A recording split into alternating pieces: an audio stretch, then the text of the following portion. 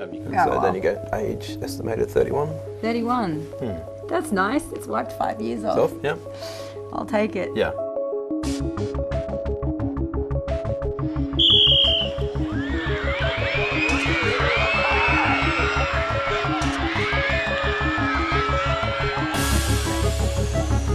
Sixteen-year-olds immature. Kennedy, 12-year-old, 13-year-old, 14-year-old, 15 years. It's not easy nailing down who's over 16 and who's not. 10-year-olds immature. Here we have the lo-fi method. All you need are lungs and a clipboard. No. 1442. But if you want to check the ages of more than 20 million Australians, say in order to kick everyone under 16 off social media, you're going to need a fancier clipboard. I'm ready. So you move it closer. Just thinking. Yeah. The teen social media ban was passed late last year. Social media is doing harm to our kids, and I'm calling time on it.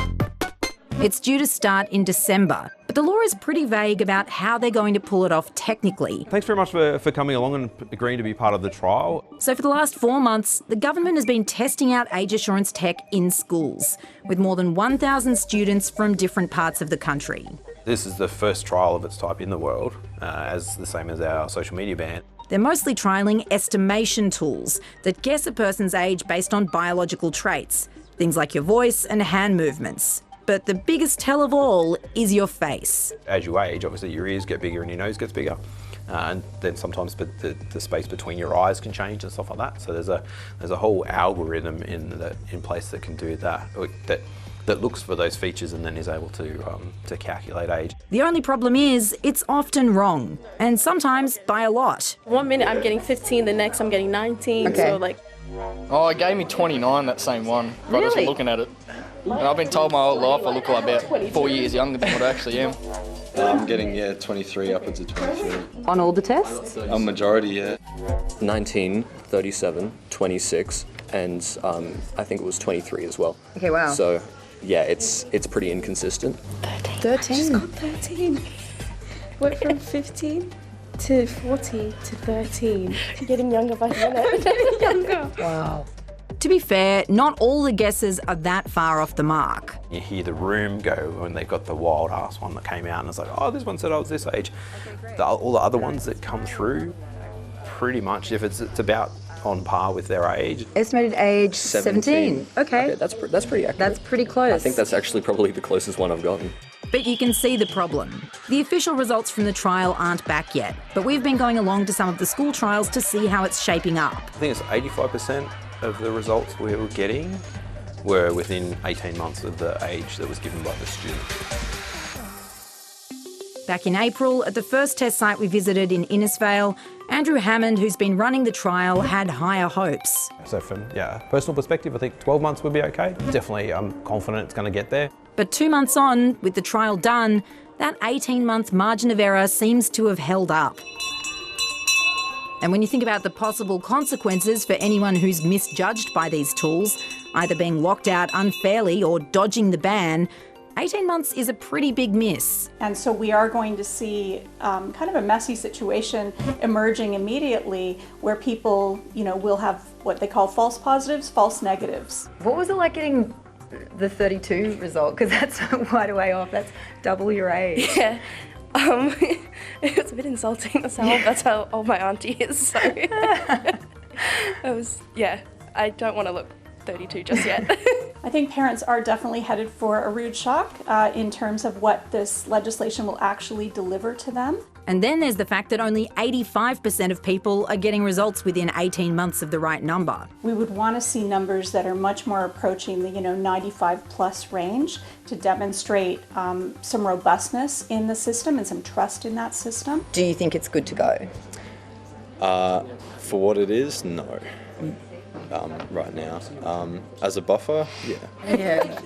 It's on in December, then it's got a long way to go, I think. I don't think the ban is viable. A responsible decision from government would be weighing up the evidence in front of them and deciding whether that's actually a robust approach. I think if the policy is relying on age estimation through these kinds of facial software technologies, I don't really think that it should be going ahead at this point. Of course, scanning a person's face isn't the only way to check their age. If the solution to implementing the legislation was just facial age estimation, I'd say, yep, probably not good enough.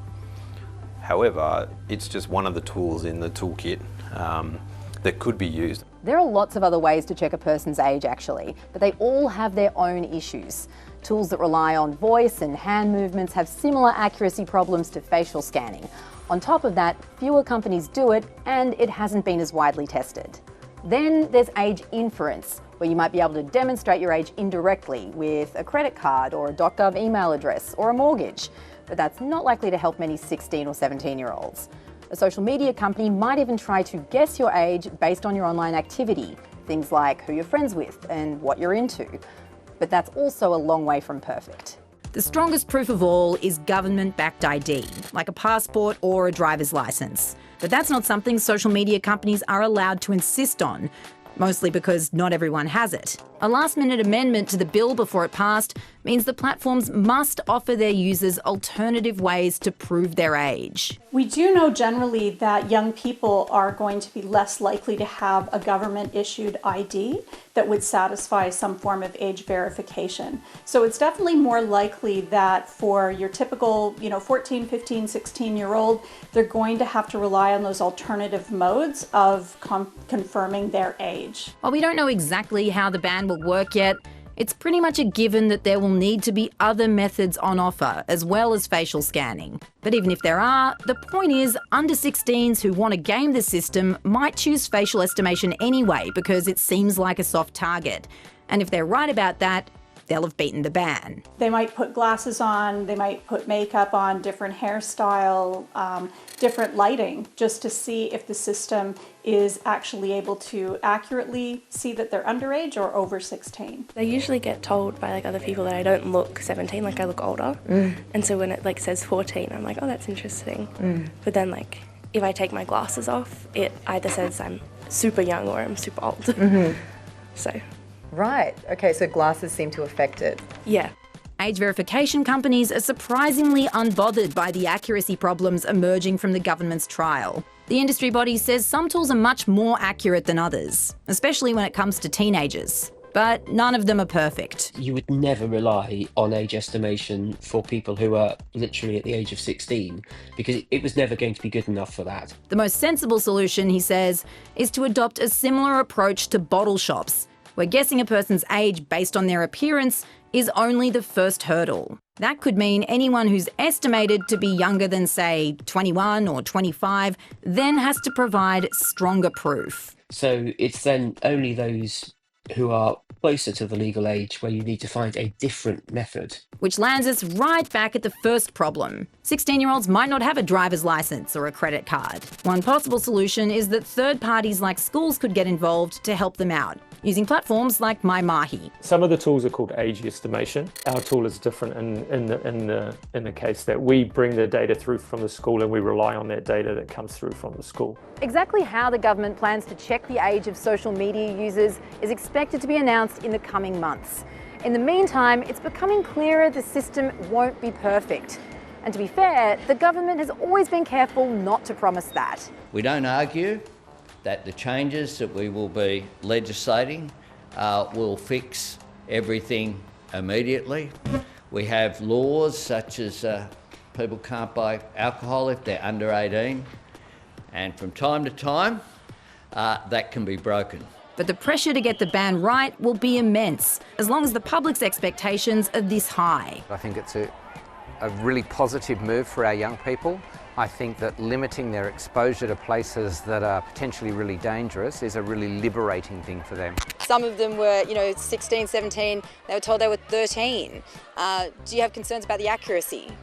Sure, and I guess this is the whole purpose of a trial. I'm confident that by the time we get closer to December and beyond, those with bigger brains than me will have figured out more accurate ways to verify students' age. I think most Australians, and especially parents, believe that this is a social media ban, when in fact that's not what the legislation does. This content would still be available on websites through other mechanisms, and because of the fact that we're not mandating age verification through government-issued ID, for example, there will be kids who still go on to have their usual accounts when they're not, of age. The official preliminary findings from the trial are that age assurance can be done effectively and that there are no significant technological barriers. I'm optimistic, having seen the results. There's a number of solutions that we've got integrated that work and they have a level of accuracy.